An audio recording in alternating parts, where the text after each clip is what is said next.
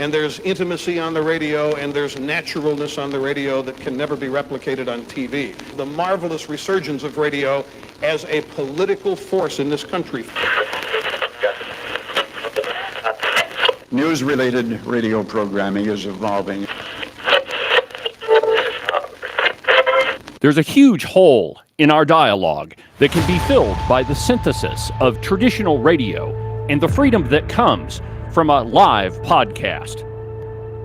You're about to experience Cowboy State Politics live. Here we go.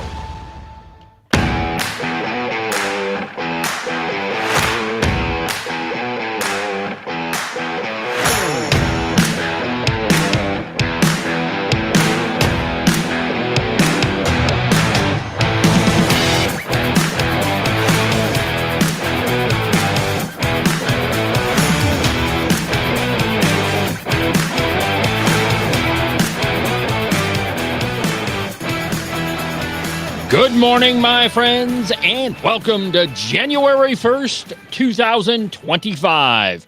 From very high above all the puerile and insipid forms of Wyoming mainstream media, this is Cowboy State Politics. I, of course, am your illustrious host, David Iverson, firmly ensconced behind the silver Cowboy State Politics microphone and broadcasting to you from the base of the Bighorns at the Cowboy State Politics studio in Sheridan, Wyoming. Good morning, my friends, and welcome to the program. Happy Wednesday, happy New Year, happy January 1st, 2025. You know, I was going to take the day off, but I decided, why should I take yet another day off from the program? I mean, there's been so much stuff that's happened. I mean, we should at least get a jump on it and get to going. And, you know, the way I grew up, while we all had January 1st off of school, it really wasn't a day off, because when I grew up, we had a sporting goods store and a lot of people were going fishing or running up the mountain or, you know, doing a whole bunch of other things. And so the store needed to be open. And so January 1st really wasn't a day off of work. And if we weren't at the store, then we were probably at home doing something. So January 1st, it's a work day, and it may as well be so. Anyway, there's plenty to talk about this morning. Probably not the top story on everybody's list, but maybe the top story on my list is that lightning struck the U.S. Capitol last night. Now, there wasn't any damage, and, you know, the U.S. Capitol is equipped with a lightning rod, and so there was no damage whatsoever. But it could be a foreshadowing of what's going to come after January 20th. From Breitbart News, lightning struck the Capitol Dome in Washington, D.C. on New Year's Eve, leaving observers stunned and leading social media users to wonder if the bolt heralded a new era of change. Lightning also struck the Washington Monument on the other end of the mall. Now, it wasn't immediately clear whether the structure had sustained any damage. The Capitol has been equipped with a lightning rod since the 1800s, which directs the energy of lightning strikes into the ground to prevent damage. But the question is, does this herald a new era in Washington, D.C.? Is the big guy upstairs, has he had enough with the politicians in Washington, D.C.? Well, I mean, he did send down a bolt of lightning, and it did hit the U.S. Capitol building. So, I don't know. You can decide for yourself, but for me, I thought it was pretty interesting. Now, this year, there were a ton of crazy stories that, you know, at some point you think you can't make this stuff up. And I mean, a lot of these we probably heard about, and on my list, and of course this is a political show, so, you know, my list is probably going to be a little bit different than, you know, Fox News or ABC News or some of those others. But I really think that the biggest story, and I would love to get into an argument with anybody who doesn't think this, but I think the biggest story of 2024 was Trump's reelection. He's the first president since Grover Cleveland in 1893 to be elected to a non-consecutive term as president. And just think about all of the things that were in his way. the 94 indictments or whatever it was, the trials in New York, the racketeering trial down in Georgia, Fannie Willis, all of those things stood in his way of being reelected. And the Democrats just thought that if they indicted him enough, if he's a convicted felon, then Americans just wouldn't vote for him.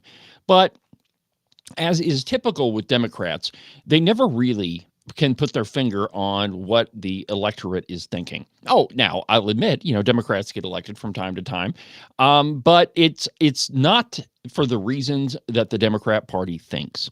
So, for example, if you compare the way that Kamala Harris campaigned to the way that Donald Trump campaigned, I mean, you could sum it up in one pretty much historical political statement.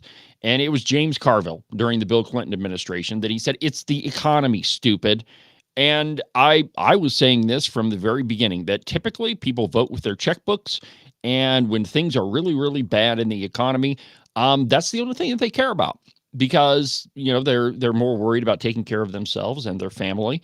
And so I don't really think that the Democrat Party stood a chance, even if it was a much better candidate than Kamala Harris or Joe Biden. But on a lot of people's lists, and I looked through several different news outlets just to get an idea of what they were saying as the top stories of 2024. But a lot of them had the debate between President Trump and President Biden as the number one story. And I'll just read to you what Breitbart News had to say. "We're including the debate because outgoing President Joe Biden and incoming President Donald Trump on our list of international news moments because it is arguably the most consequential presidential debate in the world of all time, and arguably had the biggest impact of Democrats suddenly ousting Biden, which Biden reportedly believes cost the Democrats the election. Most of the debate did not focus on international affairs, but Biden lost the debate in part by choosing to be the first to bring up his disastrous exit from Afghanistan and offer no clarity on protecting America through strengthening its borders, critical issues, or the presidential election." So, in case you've forgotten, here is one of the funnier moments of the debate. Just listen to this.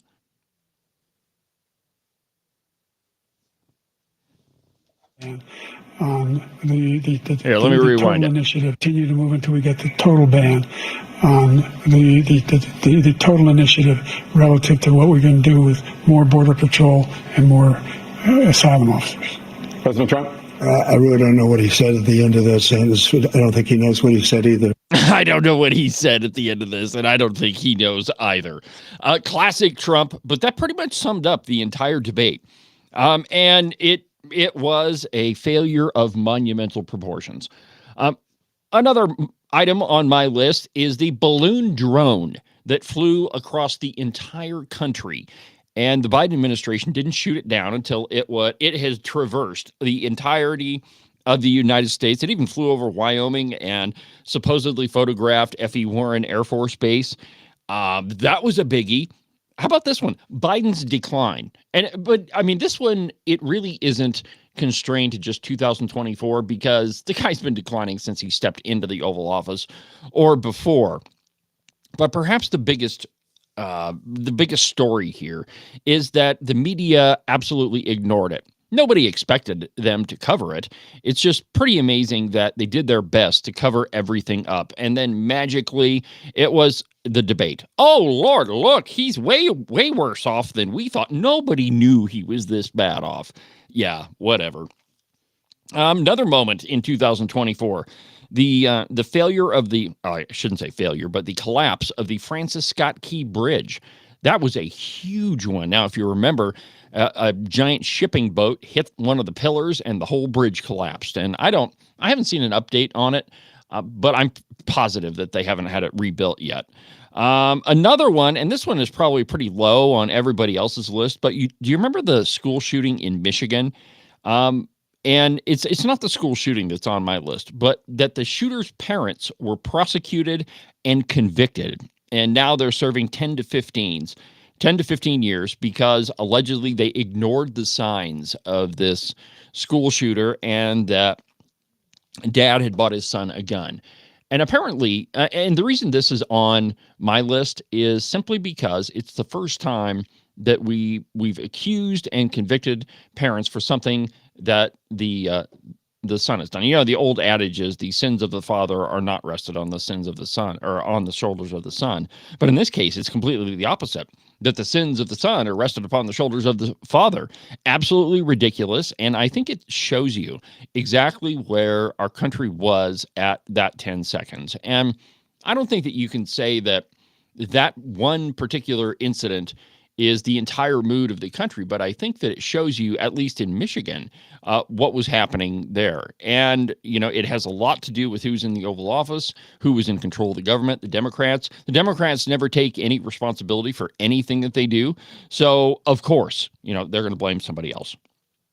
What about Hurricane Helene? People in North Carolina and the southeast part of the country are still dealing with the after effects of the hurricane. For me, it's not the hurricane because those happen just about every year. But the bigger story is the absolute failure of the Biden administration and FEMA. FEMA was nowhere to be found. I watched a couple of stories yesterday, and just older interviews with people that say, yeah, we never saw FEMA anywhere in North Carolina. So, I mean, and actually one of the people that goes to our church participated in I don't know, it was some sort of charity that a camper outfit was putting on. And at church on Sunday, he was telling us, yeah, we never saw a single person from FEMA anywhere. So the reason that's on the list is the failure of FEMA and the Biden administration. What about P. Diddy, man? Him getting arrested for hundreds of sex trafficking charges. And the interesting part about this story for me is the amount of people that everybody said was going to be wrapped up in this whole thing. And I don't think that we've seen the end of this. But remember, just about every politician, every celebrity had their picture taken with Diddy. So the likelihood that those folks attended a really late night party at Sean Combs's house is probably pretty high. And the likelihood that a lot of them knew what was going on there, also pretty high. And then there's the assassination of Brian Thompson, the United Healthcare CEO that was killed. This one's pretty recent. And a lot of the news reports say, well, it was a killing. Yeah, I don't think so. Watching the video, okay, so it was, one guy. But think of all the assassinations in the past. The guy that killed JFK, everybody says that was a lone gunman. RFK, that was Sirhan. So the guy, if you watch the video, the guy walks right up to him and shoots him with a gun. So I think that's a huge story. But what about the other attempted assassinations? The one where somebody tried to kill President Trump, and by the grace of God, Trump moved right at the last second. So, I mean, that's a huge, gigantic story. Or here's another one. This one was completely curious. The Paris Olympics opening ceremony, again from Breitbart. Quote, every year a summer Olympic cycle takes place, and that cycle is indisputably a major international event. The opening ceremonies, while typically fodder for water cooler curiosity, rarely become the most memorable part of the event. This year, Paris made sure that no one could forget its spectacle of bloody severed heads, pagan gods indulging in what many interpreted to be a parody of the Last Supper of Jesus, and seemingly random allusions to group sex. No one could really explain what any of it had to do with athletic achievement, and even those who enjoyed it could best defend it as a chaotic mess. Or, here's another one, the exploding beepers for Hezbollah. Much of the international political landscape in 2024 was impacted by the ongoing war between Israel and Iran's proxies, Hamas in the Gaza Strip and, Hezbollah in Lebanon. And I mean, there's Israel's pretty much facing a seven front war. But anyway, Iran's jihadists incurred tremendous losses this year, including elimination of Hamas's leaders Ismail Haniyeh and Yahya Sinwar. But few attacks were as dramatic as the sudden detonation of hundreds of explosives, apparently implanted in pagers used by terrorists associated with the Lebanese terror organization Hezbollah. Now, this one, I don't know. I mean, if you were listening to the program at that time, I laughed almost endlessly about the exploding pagers. I thought it was hilarious. Brought me back to some James Bond type spy craft. I mean, I thought it was incredible. That was an amazing story. And then this month, the fall of Bashar al-Assad in Syria. This one, we're going to see the effects of this for quite some time, because Assad was replaced by some radical Islamists. And, be careful what you ask for, because in this case, I think the people taking over are probably worse than Assad. Anyway, we'll continue with our January 1st installment after the break.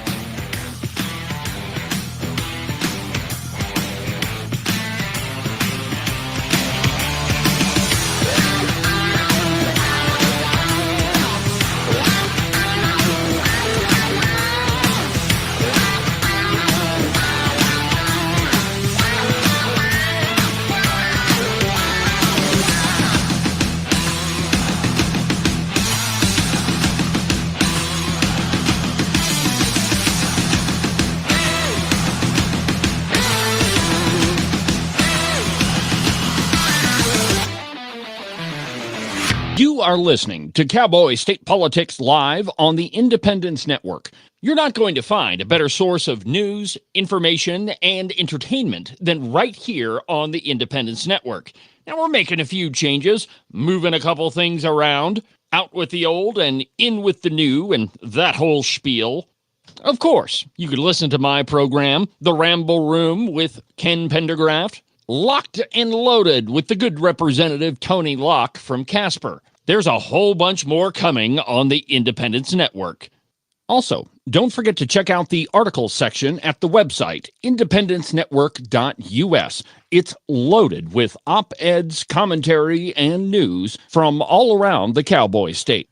You can listen to the Cowboy State Politics podcast anywhere that you get your podcasts. iHeartRadio, iTunes, TuneIn, really any of them will work. But the easiest place is just to go to the website, cowboystatepolitics.com. There you can find all of the shows, as well as any of the articles that I might bring up during the course of a program. That way, if your name is Joe Biden and you can't remember if you had your pudding today, well, I probably can't help you with that, but I can definitely tell you why you should have never ran for president. And now, back to our program.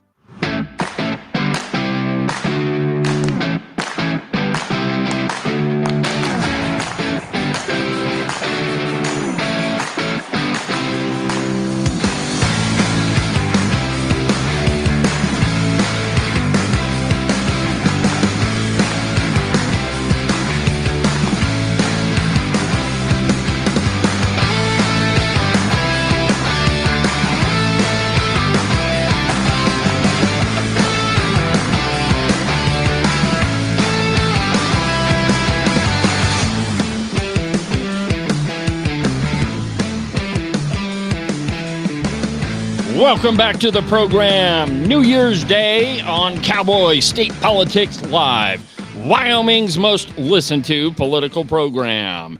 Documented to be almost always right, 98.8% of the time. The number really doesn't matter because nobody comes closer than Cowboy State Politics. Last night's New Year's Eve special. Every outlet has one. The lovely Christine and I, we don't have cable, so we just scrolled through. I think it was Sling and found, one New Year's Eve special. But on CNN, they were talking to a comic, Whitney Cummings, and she's a comedian, actress who used the platform provided by CNN's New Year's Eve Live 2025 special to take a swipe, or five, at her host and a litany of other topics from the New Year's. So anyway, here's a piece of audio from what she said live on CNN last night. Listen to this. I love going around the country because you see that Americans really are more reasonable than they would be portrayed. They're pretty great, and I'm playing bigger and bigger venues now. I thought being a mom would mean that less people would want to come see me. I'm not playing, like 3,000 seat theater, which is about the viewership of CNN these days. Not this show, though. Nice. All I'm not playing 3,000 seat arena or venues, which is about the viewership of CNN. Absolutely hilarious. But the truth is, CNN and the rest of the mainstream media, their ratings have been plummeting. And they were before the election, and now that Trump is going to be the 47th president of the United States, their ratings are going to continue to tumble. And it's the only thing that they can do to increase their ratings, increase viewership, is to stop doing everything that they were doing, which is lying to the American people. And, it's so easy just to tell the truth. But because the mainstream media is populated by a bunch of political hacks and not news people, of course they're going to lie. Of course they're going to spin just about everything that they can think of in order to try to make their guy or their gal look better, which is exactly what you saw in the 2024 election. And here's another one, right? From CBS News. And before the break, we were talking about the top news stories of 2024. Oh, and before I forget, I've got the phone lines open.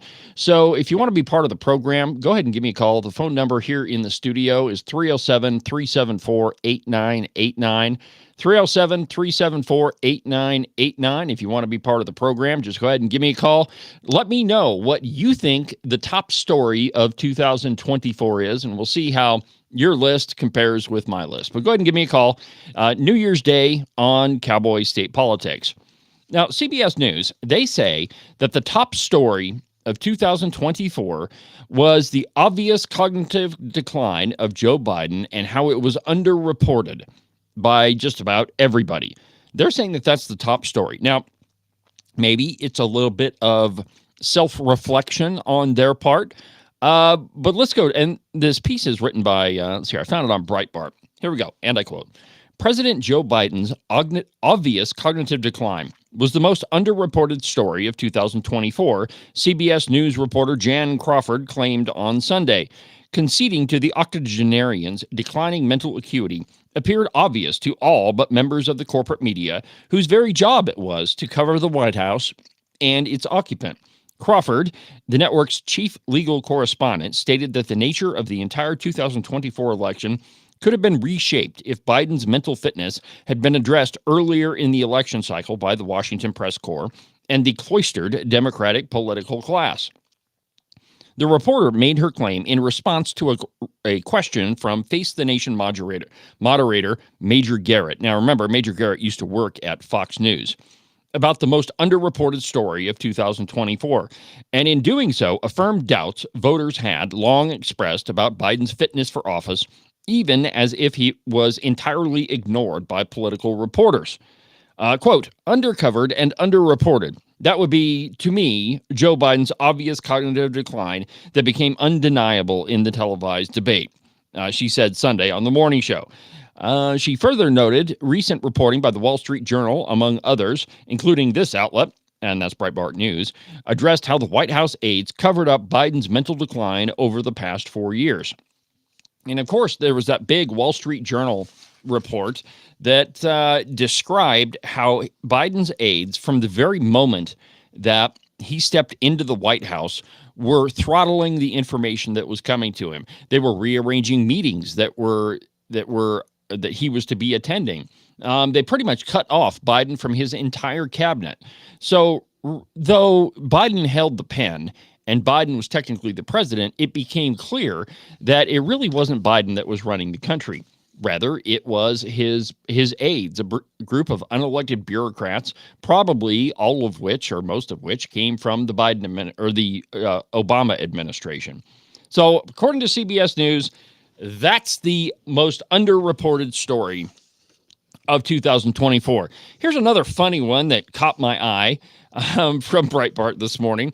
Hamas is betting that Trump is bluffing. Now, first of all, when you think of Donald Trump, does the term bluff mean anything to you? I mean, obviously, he wrote The Art of the Deal, and one of the things that he wrote in his book is you always ask for more than what you actually want and then negotiate down. So I guess maybe if you consider that a bluff. But President Trump has said on multiple occasions that those hostages better be released by the time that he takes the oath of office. And Hamas, well, they're betting that he's bluffing on the whole thing and he's not going to do anything. And I quote, "The Iranian-backed terror group Hamas has decided to call President-elect Donald Trump's bluff and abandon negotiations toward a hostage deal, waiting instead to see if it can get a better deal when he takes office on January 20th.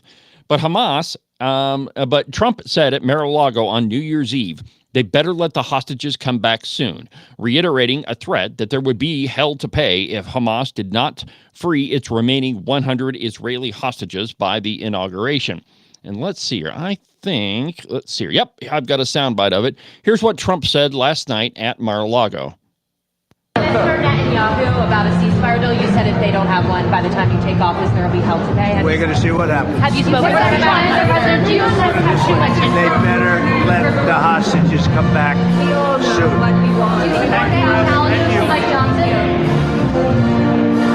All right, you heard what he said. They better let the hostages come back soon, or there's going to be hell to pay. And that's what Trump has been saying for a really long time. In fact, he said that he would have the thing solved before he took office, and the same thing with the Ukraine-Russia thing. But I think if you pay attention, both of those conflicts are, I wouldn't say well on their way, but they're headed in the right direction toward being resolved. And as far as the hostages in Gaza are concerned, I absolutely think that President Trump is not bluffing in this case. He's been saying, even before the election, he was saying that, there's going to be hell to pay. Let's see here. But ceasefire talks between the Palestinian militant group Hamas and the Israeli government have hit an impasse in recent days, Arab mediators said, making any deal unlikely before the end of the Biden administration. Now, here's what they were considering: a 60-day ceasefire period that would see the release of up to 30 hostages being held in Gaza, according to the mediators. In exchange, Israel would set free Palestinian prisoners and allow greater humanitarian aid to flow into Gaza. How about this deal? Release them all, or we'll bomb you into the Stone Age. Well, I mean, they're kind of already in the Stone Age, but I really don't think that Hamas remembers clearly who Donald Trump is. I don't think that they remember clearly about his, how he handled foreign affairs. One of Trump's favorite stories is when he talked to the head of the Taliban, and they were talking on the phone, and then all of a sudden Trump sent him a satellite picture of his house. And, the anecdote that Trump relates is the Taliban guy says, "Well, why did you send me a picture of my house?" And Trump just says, "Think about it." And the implication being, of course, that the U.S. can hit him anywhere at any time. So I would venture to say that there is probably the same sort of planning that's going on with the Palestinians over in Gaza. But let's go ahead and take another quick break. And when we come back, the media has it wrong about what's happening in the electorate. It's not populism. It's not populism at all. And this, by the media, I mean Fox News, too. I'll explain when we come back.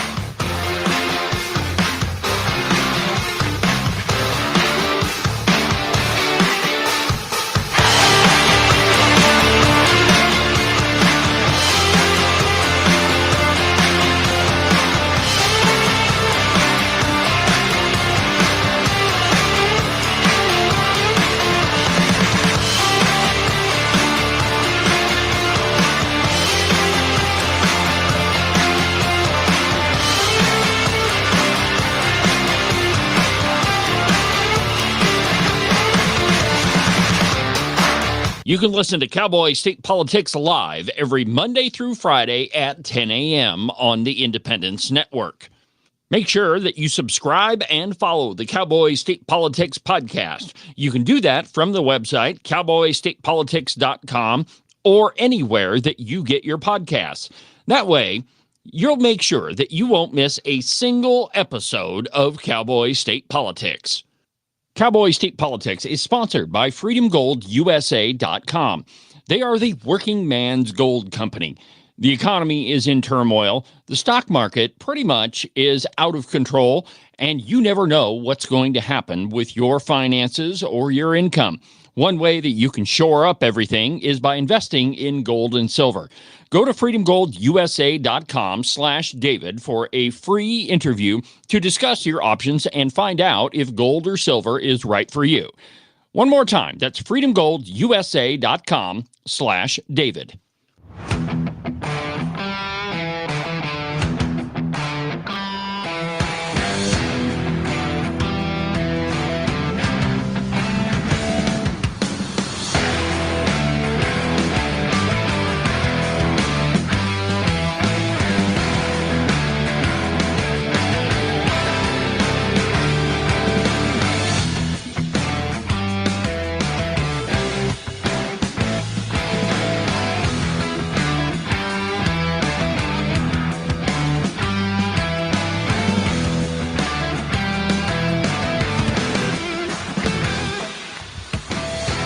Welcome back to the program. David Iverson, Cowboy State Politics Live, New Year's Day 2025.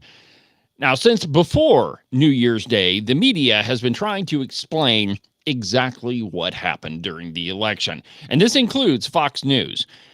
Just last week, I saw a segment and they were trying to discuss, okay, what's happened? Is it populism or is it conservatism? What is it? And including Fox News, the media is leaning on this idea of, well, it's populism.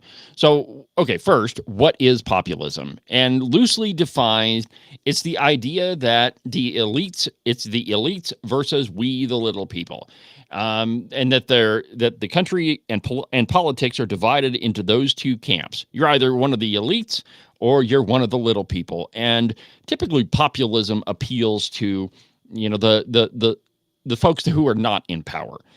And it's us versus them. The elites control everything and they don't have a clue what's going on. And it's we, the little people. But I would argue that it is not that what we saw in the 2024 election really is, well, populism is a result of what's been happening. I mean, let's be honest. There's been a lot of people in Washington, D.C. that have been there for 20, 30, 40, maybe longer years.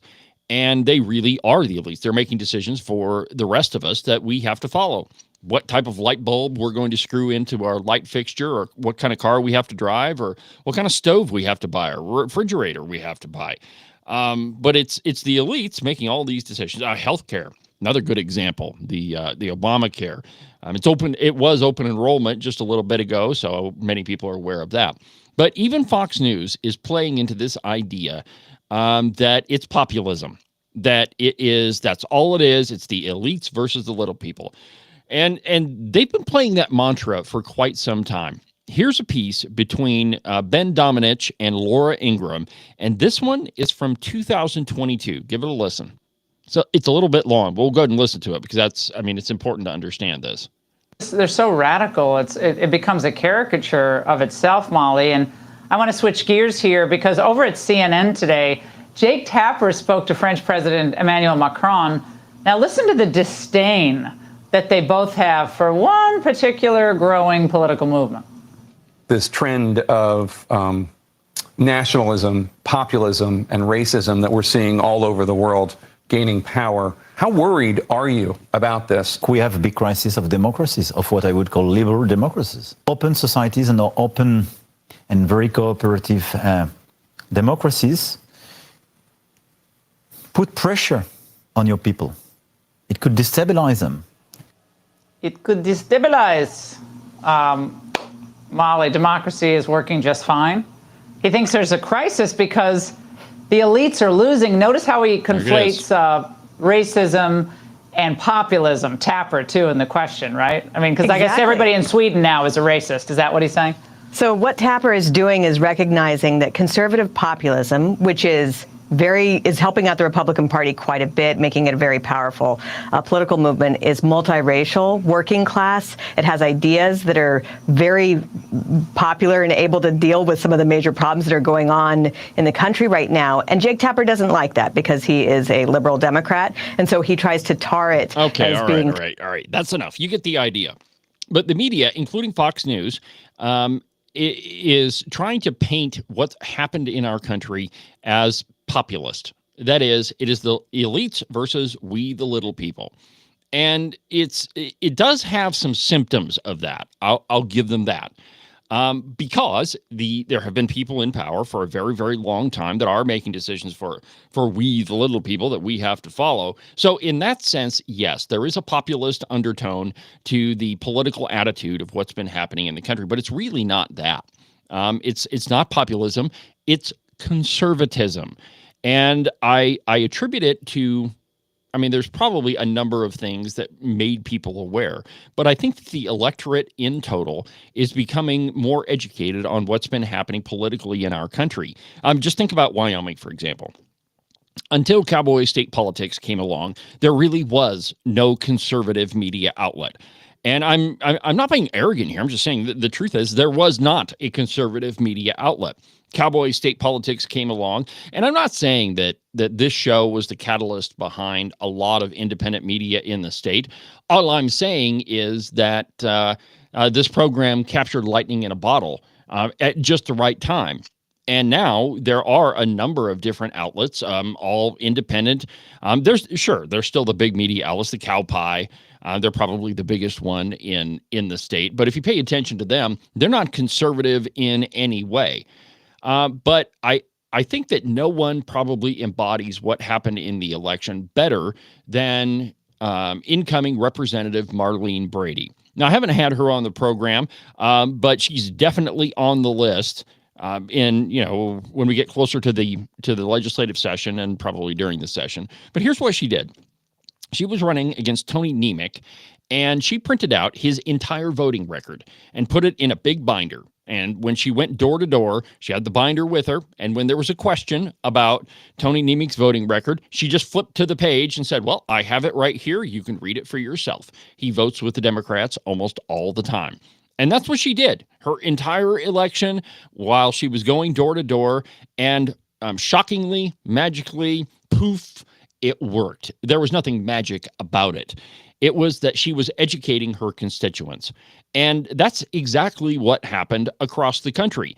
The electorate became more educated because it became obvious that our president was declining mentally when he's saying stuff like this. The only garbage I see floating out there is his supporters. Yeah. Okay. So, we hear stuff like that, and we realize that all is not what we are being told, and that the truth is very, very different. And so the electorate educated themselves and realized that those people in power are not conservatives. Let me give you another example. Chi-Com Som, Albert Sommers. Now, he took a big push from this program to expose that Albert Sommers was absolutely in bed with the State Legislative Leadership Foundation, which has absolute ties to the Chinese Communist Party.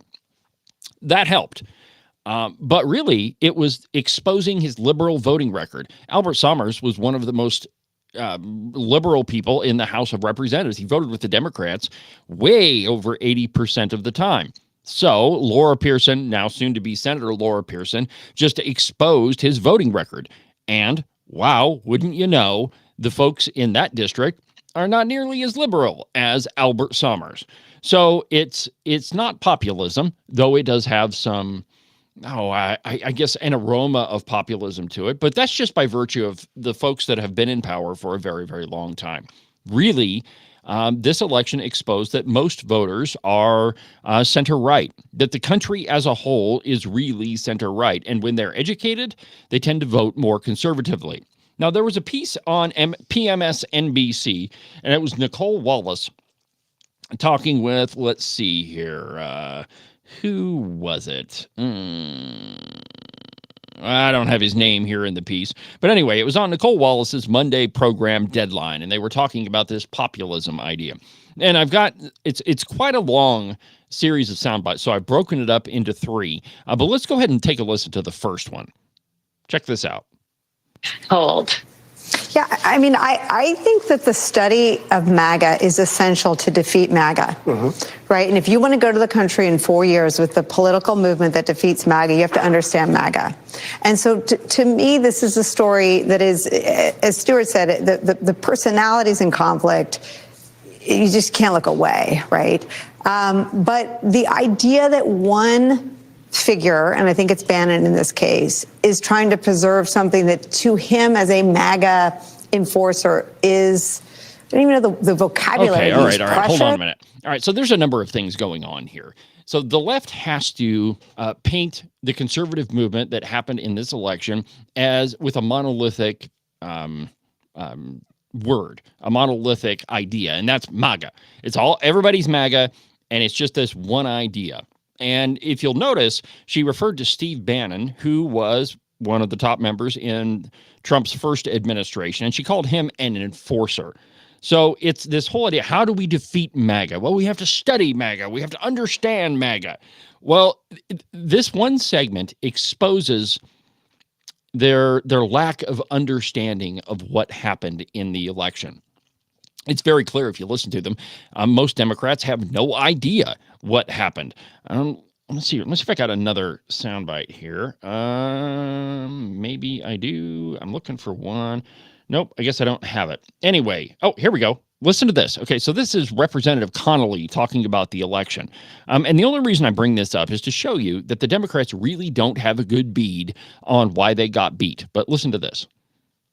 I wonder, and it seems like Democrats are still reeling a bit from the election, but do you think that they've learned the lessons of the 2024 election? What do you think the lesson is? Now listen to him. I really think we have some regrouping to do. I don't think the election was as dire as initial press reports made it. Democrats kind of held their own across the. They lost the presidency, they lost the House, and they lost the Senate. Democrats did not hold their own, like Representative Connolly is trying to make it seem. But this is something the Democrats do. I mean, it's all about perception for them. They have to try to convince you that the election was not nearly as big a loss as they thought. But let's let him continue. Country.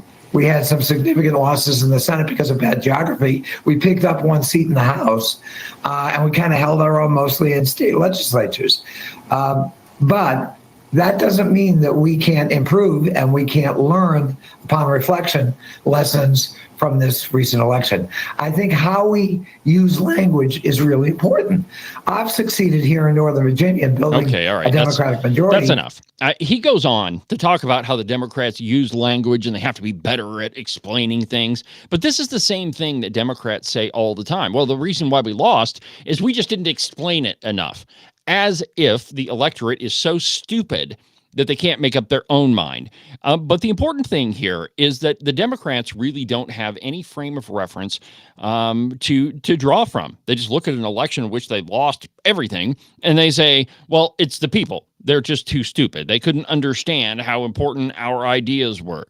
And at the end of that soundbite, he goes on to say, well, we're still talking progressivism, but it's common sense progressive ideas. We're talking with people, trying to convince them. But that's exactly the point, that the media, the Democrats, and those two might be the same thing, they really don't have a good bead on what happened. Now, in this second piece, and let's go back to this PMS NBC thing. Now, Nicole Wallace's guest tries to explain what's going on in this election. What happened? What are we seeing with the MAGA movement? Now, just listen. This one's pretty crazy. It's kind of long, but just bear with me. Well, I think this is a really important point, but it requires, I think, a bit of truth-telling about the Republican Party and its modern iteration. There's always been at least these three elements, these three corporatist, libertarian, and nativist. Right, right. And so what Let me write that down, because this is okay, so this is a really important point, right? In the sense that you've always had these three components, and Ronald Reagan was able to balance them in interesting sorts of ways. And so what we have here is the plutocrat, right, in Elon Musk, right, greed, pulling, kind of advancing its interests, and you have right-wing populism. Right. Right-wing populism that sometimes is expressed in terms of an emphasis in the American worker, but it takes the form of xenophobia, it takes the form of nativism, it takes the form of hatred. So so it's greed, it's nativism, it's hatred, and what does he mean by nativism? It's the same Democrat mantra that we're nationalists. right? Remember the attempt to try to paint all Christians as Christian nationalists? We saw that even happen here in Wyoming with Susan Stubbson's article in the New York Slime, where she said we're all a bunch of Christian nationalists. Now, we don't really know what that term means, and frankly, the Democrats don't know what it means either. So they've changed the word to nativist. Well, it's nativist, and it's greed, and it's racism. But it's the same argument. It's just this guy is trying to break it down further and try to make it sound more intellectual than it actually is. But it's corporatist, and it's greed, and it's nativist. We're all a bunch of xenophobes. So really, that's the only thing that's entailed in this populism, as they're trying to call it. Now, let's listen to the rest of it, because he's going to mention that there's left-wing populism, too. This is fascinating. The collision of greed and hatred right in front of us, right?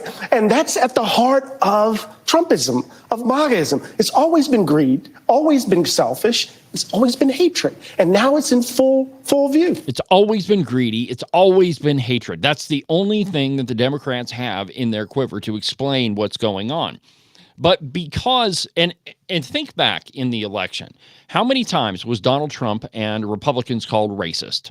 How many times? I mean, I don't know that we could keep account, simply because that was their main argument. Don't vote for him. He's a racist. Republicans are racist. They hate everybody. When the truth, and I think that the result of the popular vote proved that the American people and the electorate don't see things in those colors. We don't, and it's, again, it goes back to conservatism. So if you compare what the rhetoric coming out of the Democrat Party and some Republicans to what actually happened, what you'll find is that really it is conservatism that happened in this past election, not populism. Remember, populism is a really superficial concept that is just the elites versus the working people, the elites versus the little guy, us versus them. And that's how Democrats try to break everything down. They try to create this dichotomy between you and the other people. It's us versus them. And it allows them to use arguments like racism, sexism, xenophobia. If we remember the classic Hillary Clinton soundbite where she called us the basket of deplorables, they're xenophobic, they're sexist, they're racist. You remember that whole trope she went through. But it is a black and white dichotomy. It's us versus them. It's this or that. It's a simplistic view in which they're trying to convince you that that's what all Republicans are. And the boat that they're missing is that America really is a center-right country. That if conservatism is allowed to work, if we use conservatism, it will work. We just have to allow it. If we allow the free market to work, it's going to take care of a lot of the problems. If you allow the free market to work, it'll take care of a lot of the poverty that we have in our country. It's peace through strength. President Trump proved that in his first term, that when America is strong, it equals a more stable world. It is respect for life. This country has killed over 64 million babies. And the Democrats on the left, they tried to make abortion and so-called reproductive rights, which that's a fascinating contradiction of a term right there. Reproduction is actually making a baby. What they're advocating for is killing a baby. But that's what the Democrats do all the time. They're masters of manipulating language. But what the Democrats were advocating for was exactly the opposite of what was happening in the electorate. And now even Fox News is claiming that, well, it's populism. That's what happened. You know, Donald Trump fed this populist idea that it's the elites in Washington that are making your life miserable. Well, that's not what happened at all. It is conservatism. Conservatism will win if it is allowed to function. And it's really easy. It's not all that difficult. It's not as hard as these idiots in the media are trying to make it out to be. It's free markets. It's free competition, peace through strength, respect for life, respect for the Constitution. They're really simple concepts. But when the media, the Democrats, those liberal Republicans try to explain what's happening in the electorate as simply populism, it tells you that they don't really understand what happened in the election. And that is pure and simple conservatism. Here's the last soundbite where he talks about right-wing versus left-wing populism. This one gets kind of confusing, but I'll explain when we're done.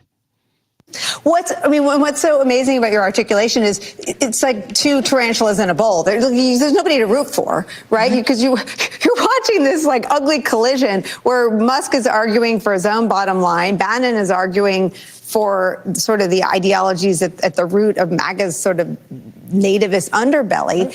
But what you have to study, I think, from the outside is what it exposes about the movement's vulnerabilities. Oh, absolutely. And what you have is this interesting kind of convergence. You could have Robert Reich, former Secretary of Labor, right, actually agreeing with Bannon about the suspicion around H-1B visas because they're both concerned about the American worker from their various vantage points, right? But what's interesting about Bannon is that it carries forward this deep ugliness about who should be at the center of our imaginations, who we should care about. We don't need 5 million Indians coming to the country, right? So it carries forward. This is why it's right-wing populism as opposed to left-wing populism. Mm-hmm. And so part of what we have to do, as you rightly point out, is to understand the fissures. Okay, so that's a fascinating idea that he's trying to push on to make you believe that it's left-wing populism versus right-wing populism.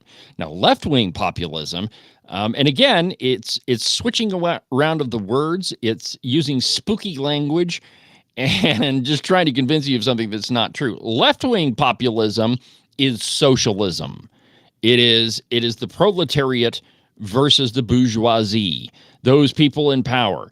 That is left-wing populism. And a lot of these folks on the left, and certainly in the media, they really are socialists. And one of the reasons that they don't like the Trump agenda or the MAGA movement or conservatism in general is that we have an absolute aversion to anything that's socialist. They don't believe in people like Elon Musk. They don't think that the money that he has made, that he made it. They don't believe it's his money. And because Trump has put him into a position where he can recommend policy, that's the one thing, that's what they're arguing over, that it's Elon Musk's greed, that it is the greed of right-wing populism. But the long and the short of it is that the left, the media, the liberal Republicans, the redcoats, none of them really understand what happened in this election. There's a great... if you compare a lot of the articles that came out in the Cowboy after the last election, that is 2022, conservative Republicans were saying, hey, we need 10 more seats in the House. If we get 10 more seats, we can take power in the House of Representatives. And there's a great, I think I saw it on social media, but the Freedom Caucus put out a great comparison between those two articles that we just need, and 2 years ago, we need 10 more seats. Now, we've taken power. Now, you don't gain that many seats in the legislature without a substantial conservative movement that's happening in the electorate. And I don't think it's anything new. It's that voters, and I firmly believe that when you get down to it, most people are conservative. Most people vote with their paycheck or vote with their pocketbook. They believe in conservative ideas, and it's as simple as them having to run their own households. And if you want to understand where the electorate is at, it's easy. That we're tired of all of this left-wing cronyism that's happening in Washington, D.C. The Green New Agenda, they have to mislabel a bill to get it to pass. The Inflation Reduction Act, which really it was a giant green spending bill. The New Green Deal in inflation's clothing. But that's the only way that they can get their agenda through, is to lie and to obfuscate and to try to convince you of things that aren't true. And that's exactly what all of these sound bites that I played for you are. That the left, including the leftists in Wyoming, and there are a lot of them, some of which are still in the Republican Party, or a lot of them are in the Republican Party because it's so hard to get elected as a Democrat in the state of Wyoming.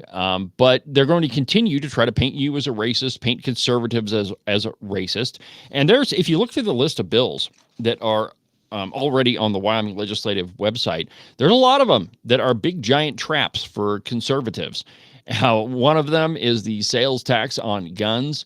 I can't wait. I'm going to do a whole episode on that one because it's fascinating. And it's sponsored by a bunch of the redcoats. And the only thing the bill does is it eliminates the sales tax on guns and ammunition, which their thinking is, hey, look, guns are in the bill. We support the Second Amendment. The truth is, it's just a tax bill.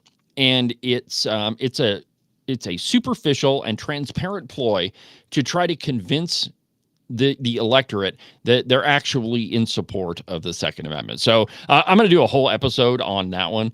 Absolutely fascinating. But so the question is, and if you think about the previous segment and say, all right, so the Democrats and the left, they're trying to figure out what happened in the election, even though it's really, really easy. One symptom of what the Democrats did in Washington, D.C. and in other states is happening today. Today, minimum wage is increasing in 21 states and 48 counties on New Year's Day. And I quote, New Year's Day brings a rise in the minimum hourly wage in nearly half of the U.S. states and 48 counties, though some economists warned that the mandated raise could hurt small businesses and overall employment levels. This is a common screw up of Democrats, the belief that the minimum wage actually helps people. And this is another contradiction of socialist thinking, is that you can't take other people's money and give it to somebody who didn't earn it. That system is only going to work so long as you don't run out of other people's money. With the minimum wage, when you increase it, when you mandate an increase in it, it removes the employer's ability to give raises on their own. And small businesses generally, well, first of all, small businesses employ the majority of American workers. Secondly, most small businesses operate on a pretty thin bottom line, that the profit margin is not all that high. And so the wages that they pay their employees is commensurate with the profit margin of the goods that they're selling or the service that they're providing. And when the minimum wage is artificially increased from the top down, what do small businesses do? Well, they fire their employees because they can't afford them anymore. According to Fox Business, an analysis by the Economic Policy Institute says 21 states will raise their minimum wage at the first of this year, with 48 cities and counties that are lifting their pay floors above the respective state minimums, mostly in California, Colorado, and Washington. The minimum wage increases in California resulted in the closing of numerous fast food restaurants, many of which were McDonald's that had been there for a really long time. But it's a fact, though, that when you raise the minimum wage, it causes employers to downsize their workforce. And it's just like the opening paragraph of this article says, that it's going to hurt small businesses and overall employment levels, simply because folks that own small businesses, instead of hiring employees, they'll just do it themselves. And it's another case of how the Democrats really don't understand how the economy works. That if you stay out of it, it'll work just fine and everything will balance out. I can sell my widget to the customer at a fair price, and if they agree to pay for it, then we make a deal. If my widget is priced too high, then I'm not going to sell enough of them. It's as simple as that. But Democrats, the government, even Republicans need to stay the heck out of small businesses and allow them to pay their workers what they deserve. And, I even disagree with this whole, and maybe this is a topic for another show, but I disagree with Trump's idea of eliminating taxes on tips and taxes on overtime. I think it's picking winners and losers.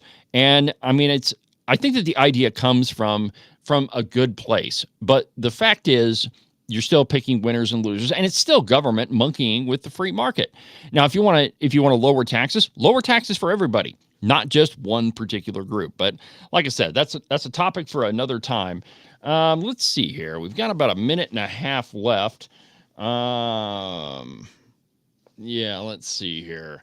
I already played that sound bite. Well, anyway, it's New Year's Day, and take some. You probably got the day off work, so take some time to get caught up and enjoy your last day off before we all have to go back to work tomorrow. But that'll do it for today's installment of Cowboy State Politics. Have a good rest of your holiday. Go have some fun, and I'll see you tomorrow. But for now, from the base of the Bighorns at the Cowboy State Politics studio, I'm David Iverson, and this is the one and only Cowboy State Politics.